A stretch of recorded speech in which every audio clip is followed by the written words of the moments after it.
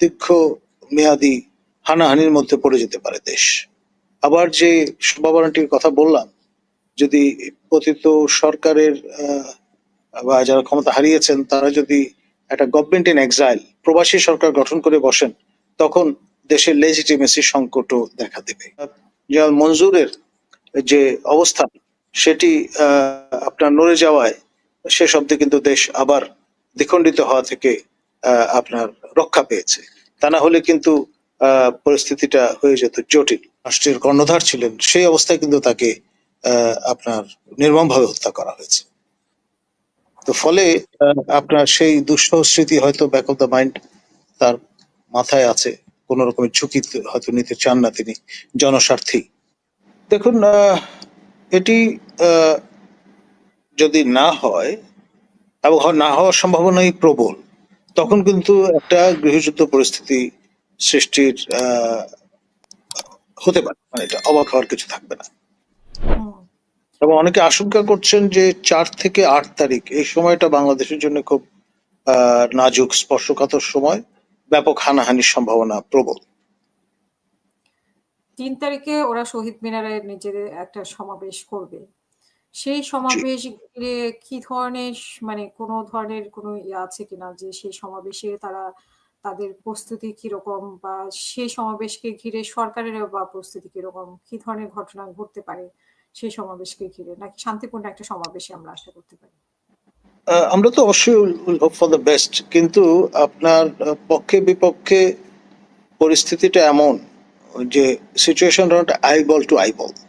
ফলে এটা যদি ফ্লেয়ার আপ করে তাহলে একটা দীর্ঘ মেয়াদী হানাহানির মধ্যে পড়ে যেতে পারে দেশ।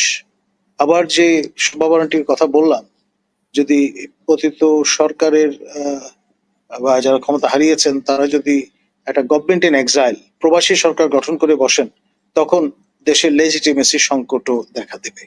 কারণ এমনি বর্তমান সরকার কিভাবে শপথ গ্রহণ করলেন, তারপরে রেফারেন্স কোথেকে কিভাবে ইমানেটেড হলো, এসব বিষয় নিয়ে যথেষ্ট বড় বড় সন্দেহের প্রশ্নবোধক চিহ্ন আছে। তো ফলে নতুন মাত্রা যুক্ত হতে পারে, এবং আমাদের প্রতিবেশী রাষ্ট্র মিয়ানমারের মতো 2 সরকার থাকলে যা হয়, ঘরের মা মানে গঙ্গা পায় না, এরকম একটি অবস্থা তৈরি হয়ে যেতে পারে। এটাও খুবই স্পর্শকাতর একটি বিষয়। আমাদের মাননীয় নিরাপত্তা উপদেষ্টার ভাষায় তিনি করিডোর না বলে বলছেন channel, what ever it is. এটি যে আপনার একটা বোন অফ কন্টেনশন হয়ে দাঁড়িয়েছে। আমাদের দেশপ্রেমিক সশস্ত্র বাহিনী তাদের অবস্থান একরকম, আমাদের মাননীয় নিরাপত্তা উপদেষ্টা এবং তার সরকারের অবস্থান আরেক রকম। তো সব মিলিয়ে সিচুয়েশনটা খুব আপনার ক্লামজি, এবং এটা এখন পর্যন্ত কিন্তু থমকে আছে, বাস্তবায়ন যোগ্য বলে মনে হচ্ছে না। আর এখানে আপনার মার্কিনীদের খুশি করবার জন্য আমাদের পক্ষ থেকে 25টি বোয়িং কিনবার একটা চিন্তা ভাবনা আছে। আমরা হয়তো ভাবছি যে মার্কিনীরা বর্তে যাবে 25টি বোয়িং কিনলে, ফ্রান্স বা ব্রিটেন বা অন্য দেশ থেকে না কিনে। কিন্তু বিষয় যেটি, সেটা মার্কিন বিবেচনায় 25টি বিমান নস্যি কোনো বিষয় না, এত বড় অর্থনীতির দেশ। সুতরাং আমরা যা কিছুই করি না কেন আপনার তাদের খুব একটা কিছু আসবে যাবে এমনটি আমি মনে করি না। দেখুন, আগস্ট মাস ইন এ ওয়ে আওয়ামী লীগের জন্য খুবই স্মৃতিবহ মাস, এবং তারা অবশ্যই এই মাসকে ঘিরে নানান রকমের কর্মসূচি গ্রহণ করবেন, ঘুরে দাঁড়ানোর চেষ্টা করবেন। আর সরকার কোন পর্যায়ে কি পরিমাণ ভাবে তারা সেটা হ্যান্ডেল করবেন, ট্যাকেল করবেন, সেটাই এখন দেখবার বিষয়। যদি গভর্নমেন্ট ইন এক্সাইল গঠন করার ঘোষণা আসে, তাহলে কিন্তু বল গেমটা হবে ডিফারেন্ট। দেখা যাবে যে দেশ কোন কোন অঞ্চলে তারা আপনার অবস্থান নিয়ে বসতে পারেন। যেমন মহান স্বাধীনতা যুদ্ধের সময় রৌমারী ছিল চির স্বাধীন এলাকা, সেখানে পাকিস্তান বাহিনী কখনো ঢুকতেই পারেনি, সেই আপনার কুড়িগ্রামে। তো সেরকম কোন কোন অঞ্চল তাদের দৃষ্টিতে স্বাধীন অঞ্চল বলে তারা পরিগণিত করবার চেষ্টা করতে পারে।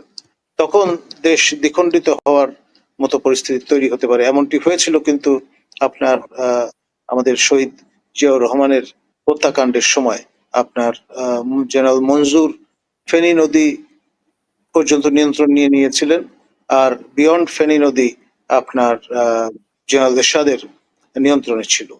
এবং শেষ পর্যন্ত আপনার জেনারেল মঞ্জুরের যে অবস্থান সেটি আপনার নড়ে যাওয়ায় শেষ অব্দি কিন্তু দেশ আবার দ্বিখণ্ডিত হওয়া থেকে আপনার রক্ষা পেয়েছে। তা না হলে কিন্তু পরিস্থিতিটা হয়ে যেত জটিল। বিএনপির কেন্দ্রীয় নেতা মিল্লাত ভাই, যিনি বিএনপির ট্রেজারার, তার সঙ্গে আমার সপ্তাহখানেক আগে কথা হচ্ছিল। তিনি বলেছেন যে আমাদের তারেক মহোদয়ের আগমন ফ্যাসিলিটেট করবার অংশ হিসেবে তারা প্রিপারেশন নিচ্ছেন এবং স্বরাষ্ট্র মন্ত্রণালয়ে অনুমতির জন্য পত্র দিয়েছেন যাতে বুলেট প্রুফ গাড়ি তার জন্য সংগ্রহ করা যায়। এবং সেটি আমি যতটুকু জানি স্বরাষ্ট্র মন্ত্রণালয় অনুমোদন প্রদান করেছে এবং যেখানে তিনি থাকবেন সেই বাড়িঘরও মোটামুটি প্রস্তুত, সকট রেডি, এখন শুধু আসবার অপেক্ষায়। আপনার ফিলিপিন্সে 80-র দশকে আপনার মিস্টার অ্যাকুইনো, তিনি আপনার যখন পদার্পণ করলেন ম্যানিলাতে, তাকে আপনার গান ডাউন করা হয়েছিল এয়ারপোর্টে। তো অ্যাসাসিনেশনের তাত্ত্বিক সম্ভাবনা উড়িয়ে দেয়া যায় না। তো সব দিক বিবেচনা করে উনি হয়তো সেই কারণে সময় নিচ্ছেন এবং তাতে আপনার দোষের কিছু নেই, কারণ জানে বাঁচলে বাপের নাম। আপনার তার স্বর্গীয় পিতা, তিনি কিন্তু এত বড় জনপ্রিয় একজন নেতা ছিলেন,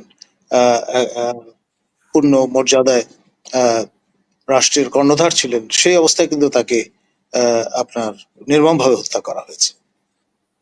তো ফলে আপনার সেই দুঃসহ স্মৃতি হয়তো ব্যাক অফ দ্য মাইন্ড তার মাথায় আছে, কোন রকমের ঝুঁকি হয়তো নিতে চান না তিনি, জনস্বার্থেই। আমাদের মহামান্য রাষ্ট্রপতি, তিনি 3 বাহিনীর সর্বাধিনায়ক। তিনি যদি জরুরি অবস্থা জারি করেন তাহলে ডেফিনেটলি সেটি তামিল করতে আমরা দেখব আমাদের 3 বাহিনী থেকে শুরু করে দেশের সকল বাহিনীকেই। এটাই স্বাভাবিক। আর আপনার আমাদের মাননীয় সেনা প্রধান, তিনি তো জানান দিয়েছেন যে তিনি ক্ষমতায় আসতে চান না, ক্ষমতা দখল করতে চান না, এবং তারা প্রফেশনালিজমে বিশ্বাসী। সুতরাং যদি জরুরি অবস্থা জারি হয় সেটি আপনার বিধিসম্মতভাবেই হবে। জি। আরেকটি বিষয়, এত বড় ঘটনা ঘটলো কিন্তু সরকারের পক্ষ থেকে এবং বিমান বাহিনীর পক্ষ থেকে কেন কোনো ব্যাখ্যা দেওয়া হলো না মাইলস্টোনের বিষয়ে? দেখুন, দেওয়া উচিত ছিল। আমাদের এখানে কালচারটা হয়ে গেছে এমন নন ডিসক্লোজার কালচার।